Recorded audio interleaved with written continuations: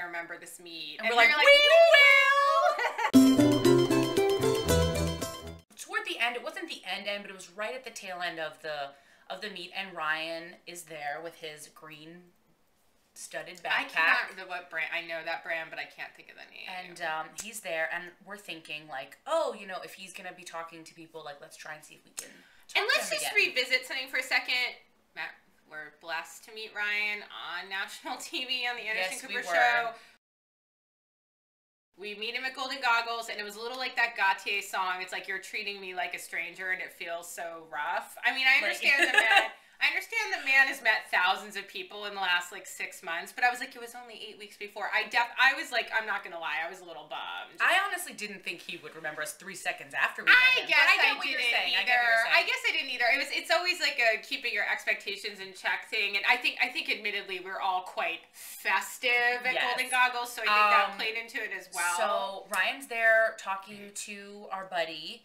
And I feel like the way that this transpired was like he kind of saw us. Like behind her. Because we were waiting to, you know. She was like doing like an audio interview with like her phone as a microphone. And he was like, oh, hey, comes over, says hello to us. And it was like on Anderson, like for whatever reason, I feel super comfortable talking to him because he's so sweet.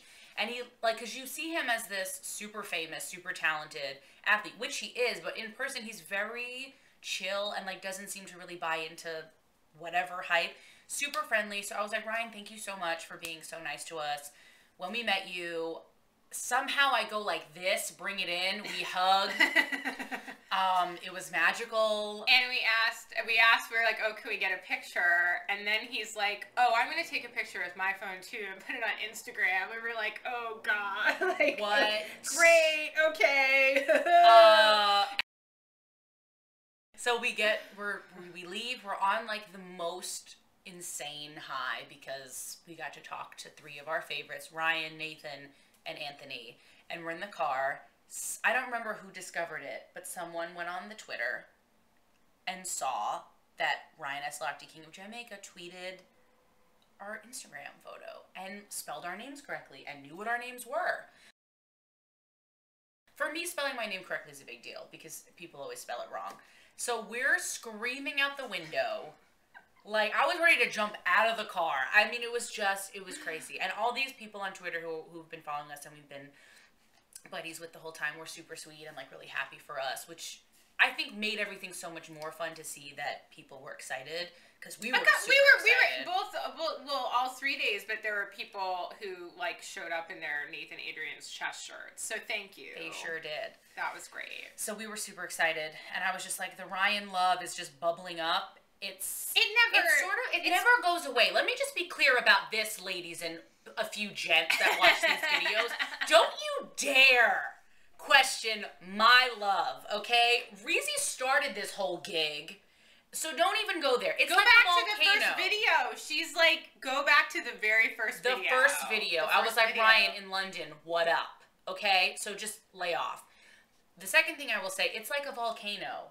It's dormant for a while, but then the lava of love just comes pouring down.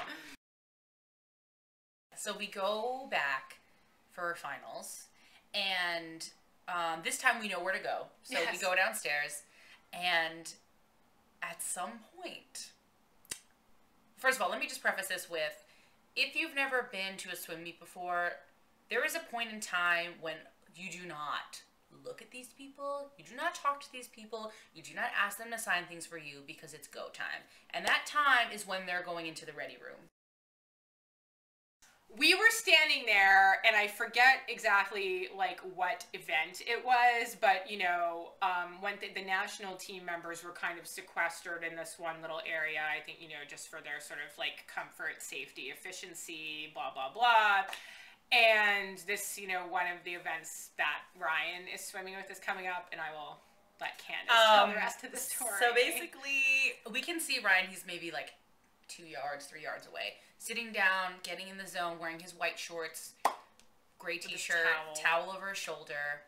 He gets up to go to the ready room. And this is a time where it's like, be invisible. Like, he's walking by, turns around, looks at me and goes, "Hey." What?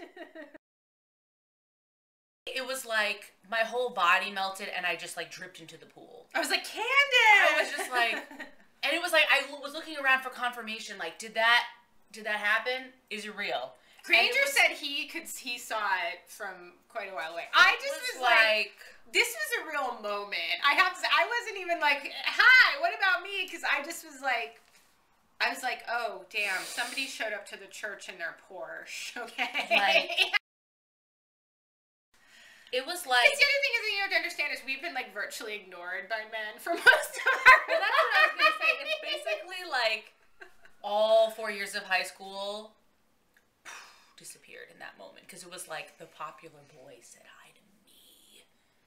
Basically, you're living... I know. It's like, thank you, Lord, for eradicating the awful experiences I had in high school, aka not having a prom date, with Ryan Lochte giving me the nod and saying hello and acknowledging my existence and being sweet and being attractive. And that's why I feel like I've been kind of like on the low with my Ryan love, because I wanted to tell you all this story in my own voice. Because after that moment, it was like, oh, you're never gonna get rid of me.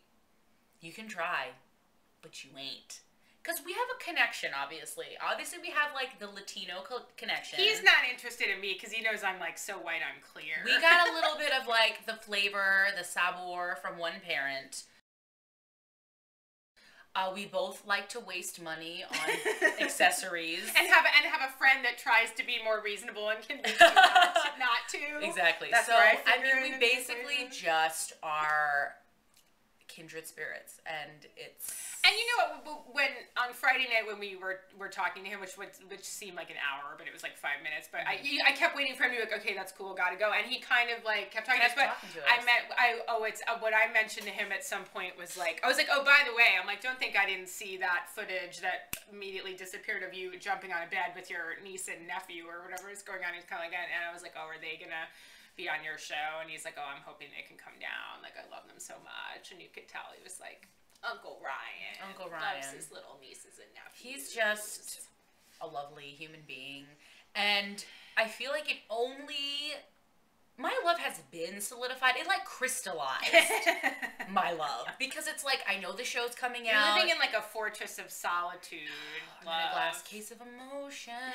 Basically, it's like his show's gonna come out and we know there's gonna be a lot of haterade, but like, we ain't gonna drink that haterade because we know he's a lovely person and he was so kind to us, and his kindness and willingness to speak to us and like obviously not rush by and brush us off, which he so could have easily done, it does not go unnoticed and unappreciated, because it really meant so much. And even though he thinks no one will remember the meet, we will remember it for the end of time, like forever. So he was just super sweet, and I'm in love with him, and it's